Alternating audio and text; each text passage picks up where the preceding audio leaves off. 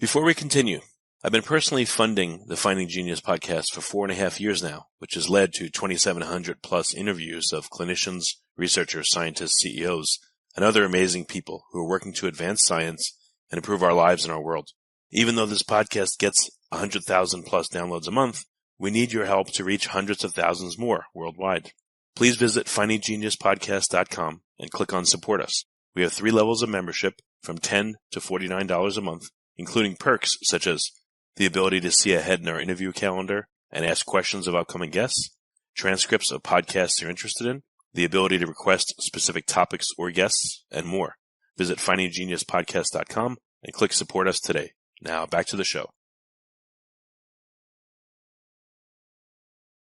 Before we get started, I have a quick favor. I've been self-funding the Finding Genius podcast for 5 years now. I've done over 3,000 episodes. And as you can see on YouTube, we're up over 1 million views on the channel, which is fantastic. The next thing I really want to push on is to get up to 10,000 subscribers, because once we do, we'll be able to put a donate button, and we'll be able to solicit donations to help keep the podcast running and to also get the Finding Genius Foundation moving along. We have a big project studying anxiety, depression, and PTSD, and working on a product to help people overcome these problems, because I've seen them explode recently after the last 2 years of the whole virus situation. So if you would, please subscribe to the podcast. That would help us tremendously. Give us a thumbs up and check in the description for Buy Me a Coffee. It's about $5. If you could buy me a coffee, I'd really appreciate it. It would help keep the channel going, and I love coffee. Thank you.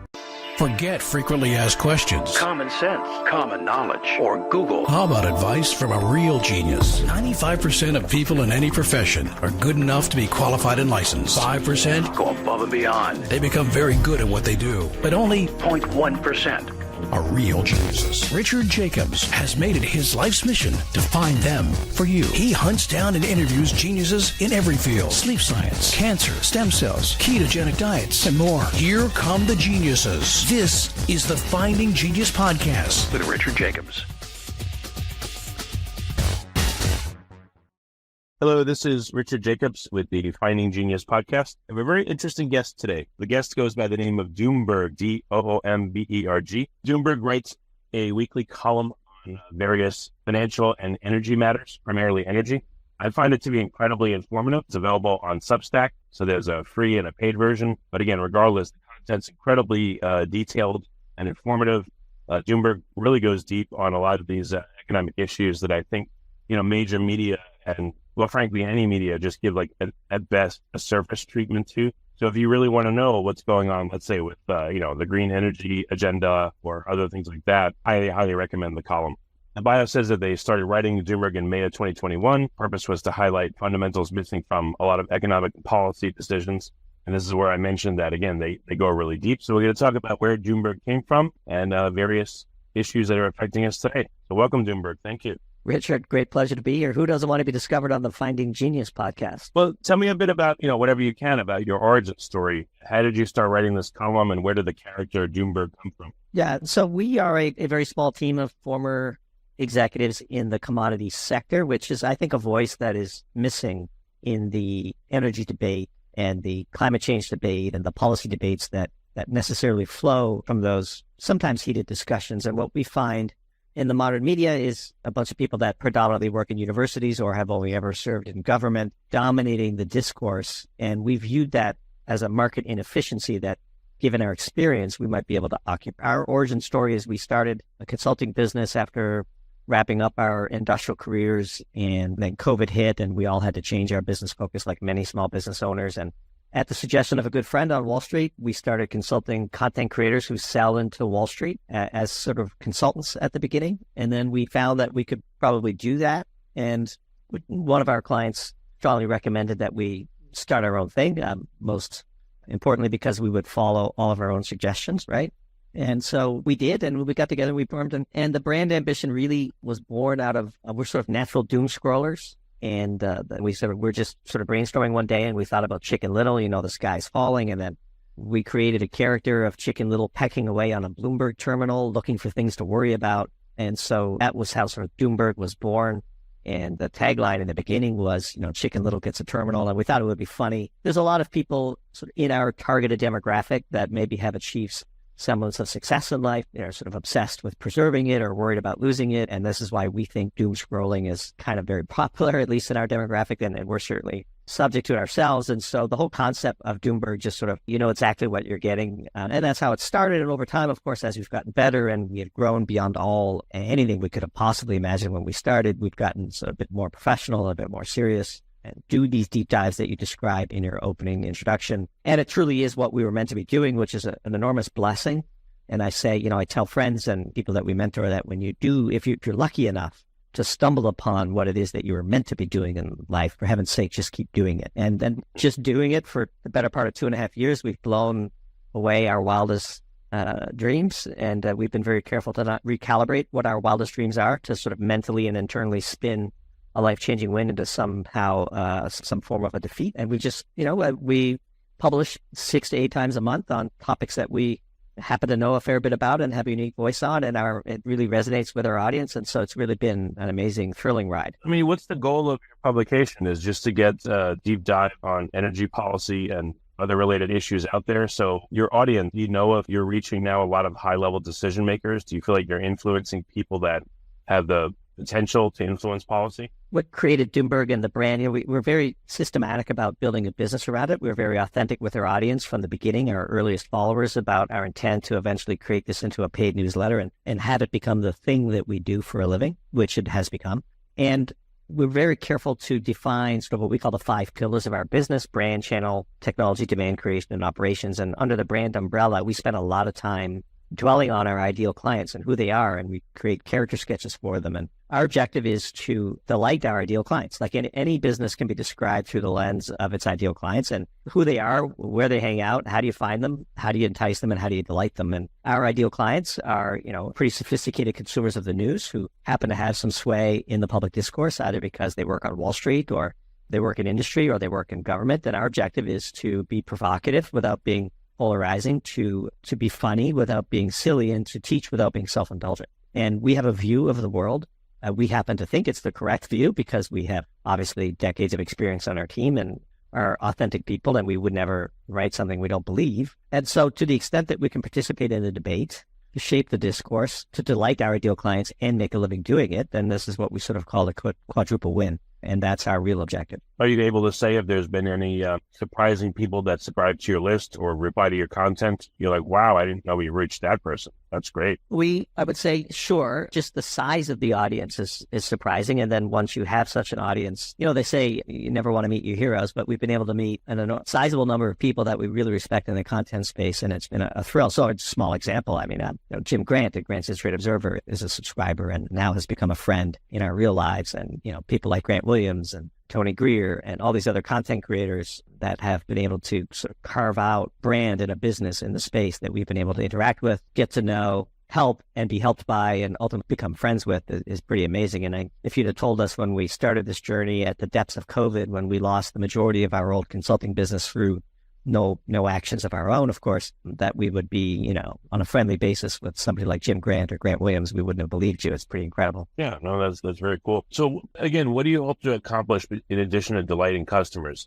What I can see, well, I guess there's a couple questions here. So one is, your recent post about possibly not posting much or at all on X or Twitter because of what's going on there. The content creators that I followed on YouTube and various major media channels, online, they seem to have to go towards sensationalism, clickbait. Oh my God, this time it's really the end, that kind of thing. You guys don't do that. You have a very calm, slightly sarcastic, but it's funny, but a very calm analysis of what's going on with various issues. How and why are you able to maintain that when so many other creators seem to, again, go towards hyperbole? So this is a very important point. We used to write more often these pieces called The Work of My Life, where we would describe the progress of the project and get our most loyal supporters to help us along the way and share the data and metrics around it. And we wrote one about the disease of more, which is something that people tend to fall into, which is why I said earlier about our strong desire to not recalibrate what beyond our wildest dreams means, to not move the goalposts. So in full disclosure, we are making more than enough money, doing only what we love all day, accepting no useless meetings. We have this ratio that we optimize and measure internally called what is our get to, have to ratio, and how can we grow it? So how much of our time is spent doing things that we would characterize as we get to do that? Like, I get to be on this podcast. I was looking forward to it. Versus, when you file your taxes, that would be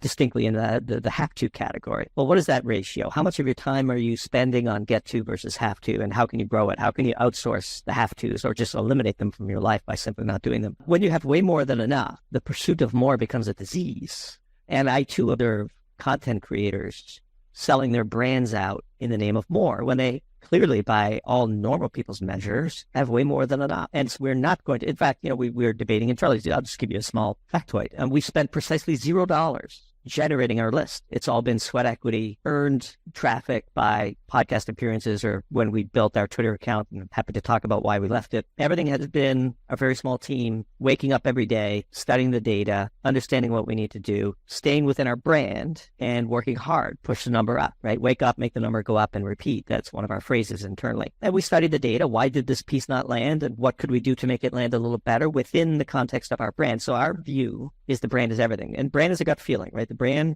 gut feeling we wish to induce in our ideal clients is the following. When our email arrives in their inbox, they say to themselves, ooh, I get to read that. Behavior strays from that brand in the pursuit of clickbait, in the pursuit of volume, in the pursuit of, numbers over quality, then we will have destroyed the essence of what Doomberg was meant to be. And in our view, the value of the brand so far exceeds what we could ever possibly need. Why would we risk it? It's good. And it can work. Like we've observed people who are just raw numbers, right? Like, for example, I subscribe to a relatively alternative newspaper's free email list, and I am the recipient of 4 emails a day from this organization, which I won't name, but you would all know it, begging me in various ways to sign up.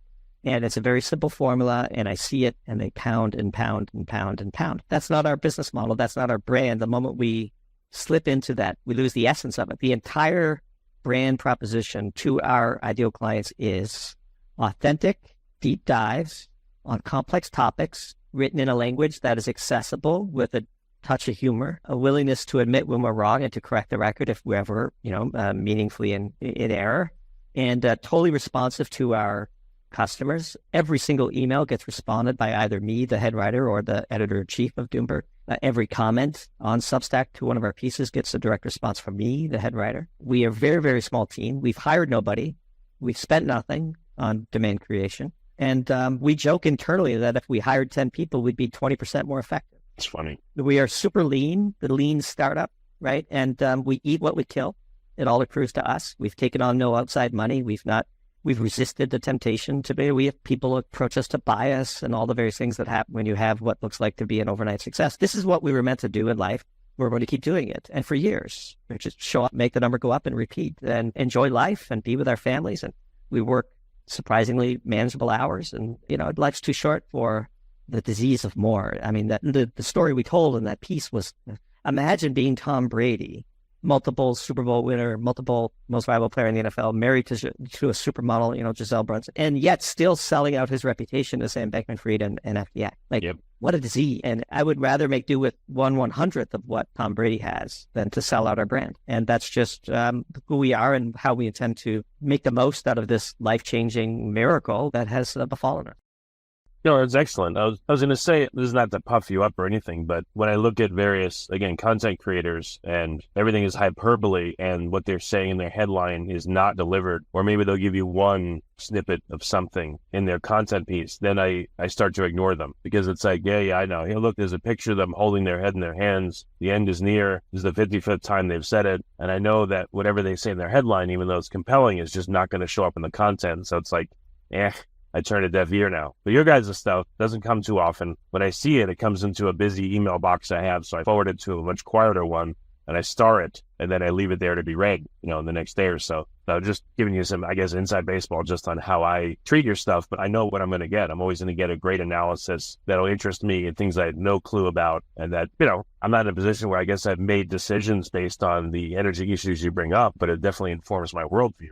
So I just want to thank you for your formula. At least for me, it's working. And that's feedback that I hope helps you. No, this is the exact ambition that we hope to achieve with our ideal clients. And so as part of the 5 pillars of our business, one of them is operations. And we have a 25-point checklist for each piece. What's the title? What's the one-sentence summary, which becomes the social preview? Do we deliver against that social preview exactly as you just articulated? What is the opening story that gets people interested? How do we sort of convert to the things we want to say? Do we say them? Do we have the data to support it? Do we provide our homework? You'll notice we have an enormous amount of links in our pieces so that the readers can go and verify the work that we've done so that it doesn't look like we're manipulating. And what's the thumbnail? You might notice that whenever we provide a chart or a picture in our piece, we occasionally try to put a little humor in the caption. And every single objective in our belief is that if it can be measured, it can be optimized. And we have a mindset of continuous improvement. So feedback like that is invaluable. Thank you for giving it. It's exactly our objective. And in anything in life, if you start out with a reasonable plan, you're willing to find out what the price is and to pay it, and you have a mindset of continuous improvement, success is inevitable. That last part is the most important part. Like, our piece, I can't read our first pieces, but if we hadn't done our first pieces, which are insufferable to me today to read because they're just cringy, we would not have had that foundation from which to improve. And we're still improving. Today's edit day for me. You caught me at a good time. And so I get the day off and I get to think about the next piece, but that piece is going to publish tomorrow and we're going to see how it does. It's an interesting piece. It's one that you would not have probably realized, which is that Australia has a massive diesel refining crisis and can't refine its own oil anymore. And given Australia's critical importance to metals and coal and various energy and timber markets, this is a underappreciated risk to the global economy. And that's going to be the piece. And have we researched early? And have we done it? And is it tight? And how much do we put ahead of the paywall versus when do we go behind the paywall? And this is piece number 225. And I couldn't be more excited to publish it and to learn from the data that flows from what happens after we hit send. And you can hear the passion in my voice. It's not something you can fake. And so there is no clickbaity, spend a bunch of money to make slightly more money and repeat strategy that we have found that works. What we have found that works is authentically do what you're meant to be doing and keep doing it. I don't know if there's a wish for this, but people that get your pieces and they say, oh, I want to know more about aluminum production. You guys had a great article on it. Do you guys offer any consulting or advisory services for people that want to go further? You're doing research for an entity. We have a residual consulting business where we've kept the best clients that we had from our old business, which again was largely torpedoed by COVID. But no, we don't do that. And here's why. We're a very, very small team. I say that you could count the number of people that are on the Doomberg team on one hand and have several fingers left over. And we have decided that the magic is worth preserving. So there's lots of things we could do. Again, in the sort of pursuit of more, we could take on sponsors, we could take on we could do branded posts, we could create a consulting business and outsource it to other people to deliver whatever it is that these people want. We're going to do none of those things. We're going to just keep doing what we're meant to be doing, which is research, writing, editing, publishing, and promoting 6 to 8 pieces a month and generating way more than enough for the families involved. Now, when we do have a pro tier, which is a higher level tier, which in addition to getting our pieces gets a monthly webinar with the Doomberg team and open Q&A and access to a special email where we will, of course, respond to inquiries, but we never solicit that list for consulting business nor charge for any analysis that we would do. They're just a select group of our biggest fans who would like to pay us a little more, but also get a little bit more access to the Doomberg team. But no, we certainly could peruse that list for consulting clients, and we know how to build a consulting business. We used to have one. But the consulting business, Richard, is all about selling time, whereas the subscription business is about scaling time. We have a finite amount of time. It was meant to be deployed against creating the Doomberg subscription business. And once we fall into the trap of reaching for more, we risk losing the magic. And the magic is very important to us. And look, I could tell you, I've had a pretty good career. I had a pretty good education track record. I'm a PhD and I was an executive and I led teams with hundreds and hundreds of PhDs all over the world working on renewable energy projects and alternative energy projects and commodity projects. I've been all over the world. There's nothing that gives me more pride than the Doomberg experiment and the past 2.5 years and the work that this small team has done. And I'm so hesitant to risk any of it by reaching for more. I'm more than happy with more than enough. And far too few people in our society ever get to achieve that. And gosh darn it, as hard as we've worked, why would I move the goalposts? And so I know that was a bit of a longer answer than you might have expected. But no, we have actively turned down probably a couple of dozen solicitations for consulting work. We'll help for free. We'll have a phone call. We'll jump on a Zoom call. We've probably helped 40 or 50 other Substack authors as they've tried to build their audience and learned a lot from that as well. We'd much rather give it away, surf the sea of abundance. Look, once money changes hands, relationships change. And there's just no getting around that. And so we're busy enough delighting our ideal clients, responding to emails, responding to comments, writing the next piece. Look, as soon as I get off this podcast, even though it's edit day and it publishes tomorrow, I'm on the next piece. I got to think about what the next piece is. I've got 4 or 5 ideas in my head, but if I don't settle on something by tomorrow, or I'm going to be late. We're publishing every 3 to 5 days, and start to finish, very small team. And so I don't have the bandwidth for consulting, and I would much rather scale time than sell it. That makes sense. In terms of the research that you do, how long did it take you to do research early on versus now? I mean, I would guess, again, since you're doing continuous improvement or Kaizen on everything, you probably refined your research method where it works really well for you. Any useful tidbits of info on how you've improved that process for yourself? Yeah. So our advantage, of course, is that we have decades of industrial experience to rely upon it. And in particular, in my career, there was a period of time in my career where I was at the center of a lot of research money flowing into the commodity energy space. And through that experience, I was able to develop what we call internally sort of a molecular map of how the world actually works. And so a typical Doomberg piece is we'll stumble upon a news item which triggers a story that we remember from decades ago or years ago or weeks ago. And we can connect that story to the piece and put a different spin on the piece with 4 or 5 other pieces of data that we then research and fill in the story. And then it comes together very quickly after that. And so that's just the formula that works for us. But whatever it is that you're passionate about, a very similar formula works, sort of the hook, story, offer, standard marketing strategy for content, right? I mean, if you don't catch the audience's attention early, they're going to leave you. And then if you don't, give them the story, and then, the offer is finished reading the piece in our case. And so it works that way. But we do have just next piece about Australia and their lack of diesel refining. We saw a story where a single crane dropped a compressor at a refinery in Australia, and that has knocked out 50% of Australia's domestic refining capacity for 3 months. Oh my God. Well, what does that tell you about the state of Australia's domestic refining capacity? And we knew intuitively, since they're so critical for coal and timber and lithium and, pick your favorite metal, they're one of the mining capitals of the world.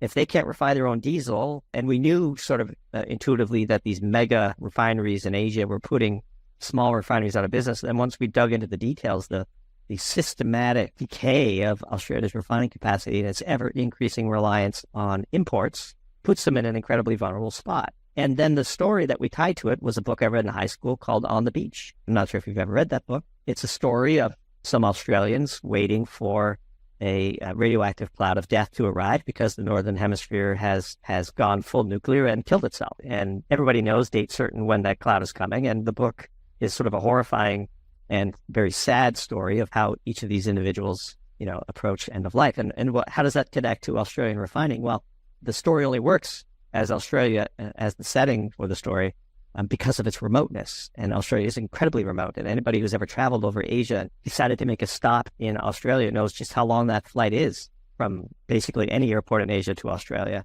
They're very remote, they're very isolated, and they cannot refine their own diesel, and their entire economy relies on diesel. And our access to their critical resources also relies on diesel. And this is the story of the piece. And the 1-sentence summary of the piece, which becomes the social preview, is something to the effect of Australia's diesel crisis is an underappreciated threat to the global economy.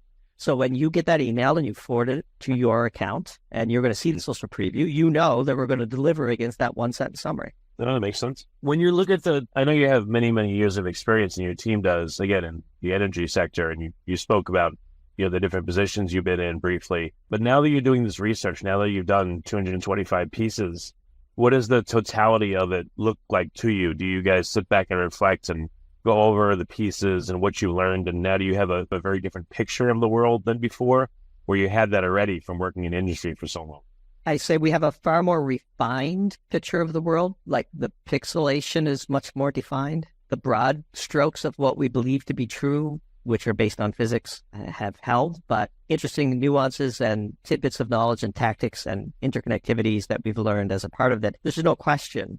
There's sort of a network effect that as we write more and more pieces, our knowledge and our ability to connect dots becomes much more strong. And so we've been able to grow in quality with our audience, which of course is why I find it so difficult to read the old pieces. And in fact, there's this enormous benefit for us. When we first started this, we wondered whether we would run out of things to write about. But the speed with which we are filling in those pixels allows us to more quickly identify a news story, a headline, and boom, a piece is born. And pieces aren't super long. We are cognizant of people's ever-reducing attention spans. The ideal Doomberg piece takes 6 to 8 minutes to read. We have an expression internally, which may be a little bit harsh, but we like to say any idiot can say a lot with a lot of words. We pride ourselves on the density of information and the brevity with which we can relay a relatively interesting set of facts mixed in with a bit of humor and light sarcasm. And so a very, very important part of this is the power of an outstanding editor. Many writers confuse editing with proofreading, and they're radically different things. We have a world-class editor on the team and really hand in glove. And once I hand off the piece, I have the lack of an ego to worry about whether certain phrases or certain flows makes it into the final piece. I don't care. Like, I trust that our editor is going to turn whatever it is that I turned into something really good, and that our audience will love it because we've done it 225 times, and we know. So, yeah. I don't know if you have this. I don't think so, but is there a way or a wish, or would it be helpful? I mean, for me, it would, if you're able to add an audio component where the article can be read to you instead of reading it. You know, some people are just very auditory like myself. Be cool. Just a suggestion for you if you want to. I think Substack actually already allows that, but I'm not sure. I couldn't do it because I am not capable of pronouncing some of the words that we write. And so I have an insecurity about that. We have had that request. I would say it's less than 1% of our subscribers who feel that strongly about it. You know, Substack as a platform is a written platform and draws readers. For example, we have had various social media gurus reach out to us talking about how we should be converting these into YouTube videos or TikTok videos or Instagram videos. And we've done none of that. And maybe that's dumb of us, but we are writers. We believe in the written word, and that's the market that we're trying to occupy. Well, actually, you know, because the organization is Doomberg and there's no names or anything, and again, you don't post on certain channels, I would guess your attack surface maybe a lot less. I don't know. Like, I hope it hasn't happened, but have your articles been attacked by people saying, oh, it's conspiracy theory or any of that stuff? Or you don't really get that, maybe because you don't engage in hyperbole? So if you spend enough time on the internet looking for people saying bad things about you, I can guarantee you one thing, you will find them. We just don't care. We write authentically. We write for our ideal clients. We have closed our comments section to paying subscribers, which helps. We like to joke that if you would like to troll us, that's fine, but you have to pay us for the privilege. We have left Twitter for a variety of reasons, and we're still active on Notes, which is Substack's sort of variant of Twitter. But by and large, we have learned over the years that if you're going to have any semblance of a public persona, there will be people who are jealous of your success, who will try to slipstream into your social media audience to grab attention for themselves. None of these people matter. And so our objective is to delight our ideal clients. Now, if we put a piece out and a half a dozen of our pro tier subscribers sent us a scathing email, that would be data that we would count. I would view trolls as noise. Good. And so when you know what you were meant to be doing, what other people think of you, look, if our friends or our family or people in the content world that we respect were suddenly reaching out to us saying, what are you doing? You sound a little angry in this piece, or this piece crossed the line from provocative to polarizing, or this piece was a little silly. I mean, I thought you guys were a serious organization. That would make us take a step back. We're not immune to criticism from the right sources. And we have our trusted friends and contacts and key ideal customers that we've gotten to know over time. People that comment on all our pieces or routinely send us emails. You know, if one of those reached out to us and gave us a forceful critique of something we wrote or something we said on a podcast, that would give us pause. But strangers on the internet who are looking to cancel people because they don't like their opinions, or, you know, we could care less. Really, it's quite a liberating way to live. No, that's excellent. Again, with all this research you've done, I don't know, what's your overall view on where is the world heading? Do you see that we're kind of headed for disaster? Do you see that we've become, again, as a society, just corrupt? Or do you think things will right themselves and kind of go better? Or do you think that we're headed for, let's say, a number of crises? Like, what's your overall view as of this point, the West, over the next few years? All of the above. I think we are on a deeply naive path, which is truly the luxury of the temporarily rich. And I think we will be embarking upon a series of rolling crises. And so in the short to medium term, we are bearish, but in the long term, we are bullish, because we do believe that in the long term, once, you know, the turning of these crises runs its course, that what comes out on the other end inevitably we think, because we're bullish the human spirit, will be better. We have a lot of problems in society today. And so the status quo is not good. And it might be that those problems will increase before the tide goes out and we have some return to normalcy. But right now, politically, economically, even scientifically, the world is heading towards a period of concerning turbulence. But Doomberg is slightly hyperbolic by design, and deep down, if you were a long time reader of our work, you would know that we are pretty optimistic. We know the path forward. We believe we know the path forward, and we're willing to articulate it and to advocate for it.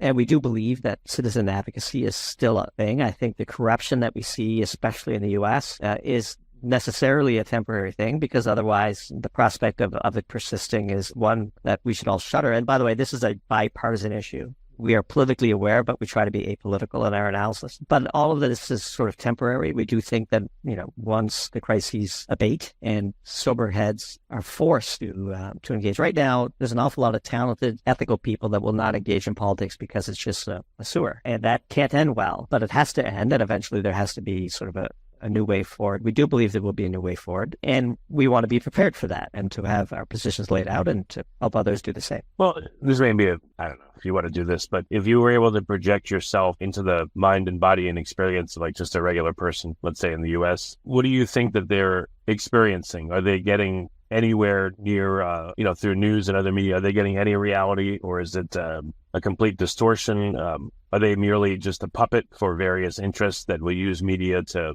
push or sway their opinion in one direction or another? Like, what's your assessment, I guess, of the average person?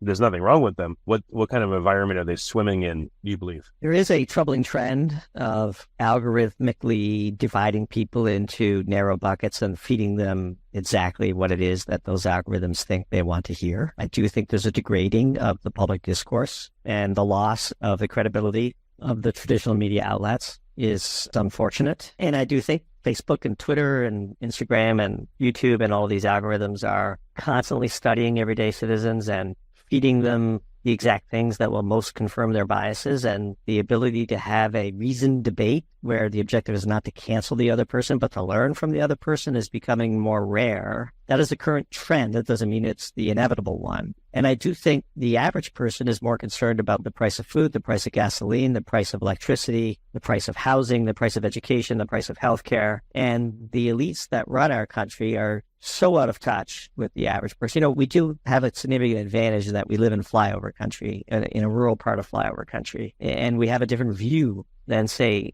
the politicians who live in DC, or the professors who work on the big campuses whose, salaries are literally guaranteed by tenure. We do have a slightly more realistic view into the world. And the average person, when they're not being fed bite-sized quanta of dopamine hits by the algorithms, is more worried about the fact that the grocery bills are 14% higher than they were last year. Yet the man on the television is telling them that inflation is under control. And I do worry that lost in trust in our basic institutions is a real challenge, and perhaps one of the greatest challenges to getting from this period of trouble to a rebirth on the other side of it. Are there a topic that you guys want to cover, but you just feel like it wouldn't be coherent with the brand to do so? Do you feel like there's topics that are necessary that you're going to have to start covering and maybe expand beyond what you're doing, or just change it, or it'll keep working and you'll never run out again as for now?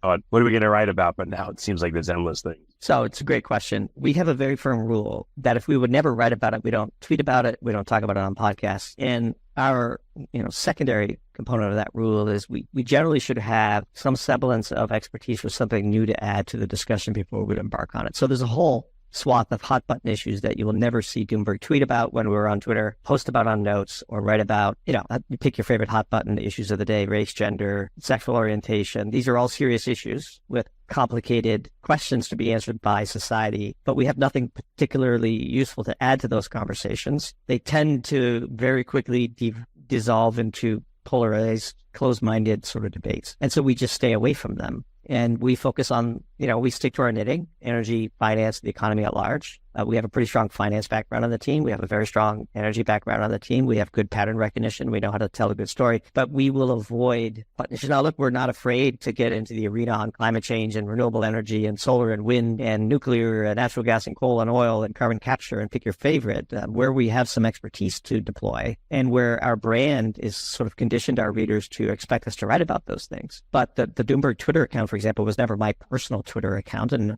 no matter how I felt about whatever Supreme Court decision was being handed down that day, we would never articulate that through the Doomberg Twitter account, because that's not what that Twitter account was for. I have my own personal views, but it doesn't mean that we should express all of them through the Doomberg Twitter account. The purpose of Doomberg is to delight our ideal clients in the areas where we have some expertise to add, and we could shape the discourse. And so, yeah, there's all manner. For example, we won't be endorsing any political candidates in the 2024 election. We might comment on their policies, and we might be, say, critical of Robert Kennedy Jr.'s rather silly stance against nuclear power. And we might be supportive of Joe Manchin's position around the need for natural gas pipelines across the U.S. And we might support Gavin Newsom's decision to keep Diablo Canyon open. And we might be, very critical of Mitch McConnell's decision to trade off some important energy policy in the name of politics. You're getting some judges approved. But we are not going to be a political first publication. There are plenty of those. The number one publication on Subs is a relatively left-wing leaning off, and she does a really fantastic job of delighting her ideal clients. It's rather partisan for our taste, but we would never embark upon such adventures because that's not the work of our life. It's not where we have any expertise to add, and nobody's coming to Doomberg for those things. So why would we try to force feed it? Yeah, you're very zen about the whole thing, but it works, makes sense. The product's excellent. I appreciate that. Let's tell listeners, how can they get exposed to your content? Where can they go? Yeah, the only place to find us is at doomberg.substack.com, and embedded within there, you'll see our participation on Substack's notes. Free subscribers get a preview to every piece, and occasionally we will also publish a free one or highlight that list, podcast appearance or two. And then obviously we're 100% subscriber supported, and our paying subscribers they're the spoon that stirs the dish, and they get the full access to the Doomberg team as we described earlier. So doomberg.substack.com. And Richard, it's probably not the conversation we both thought we would have at the beginning, but actually it was quite an enjoyable one, and I appreciate you having me on. Yeah, we didn't go into tons of specifics, but I think it was very, very useful and instructive. Just the way you have your values, you understand what you're doing, you understand what will be crossing a line for you, everything's well-defined, continuous improvement. I think there's a lot of lessons in what we discussed. So I'm not worried. I think it was very useful, and I'm glad you came, and thank you for coming on the podcast. Me too. Appreciate it, and looking forward to coming back next time, Richard. If you like this podcast, please click the link in the description to subscribe and review us on iTunes. You've been listening to the Finding Genius podcast with Richard Jacobs. If you like what you hear, be sure to review and subscribe to the Finding Genius podcast on iTunes or wherever you listen to podcasts. And want to be smarter than everybody else? Become a premium member at findinggeniuspodcast.com. This podcast is for information only. No advice of any kind is being given. Any action you take or don't take as a result of listening is your sole responsibility. Consult professionals when advice is needed.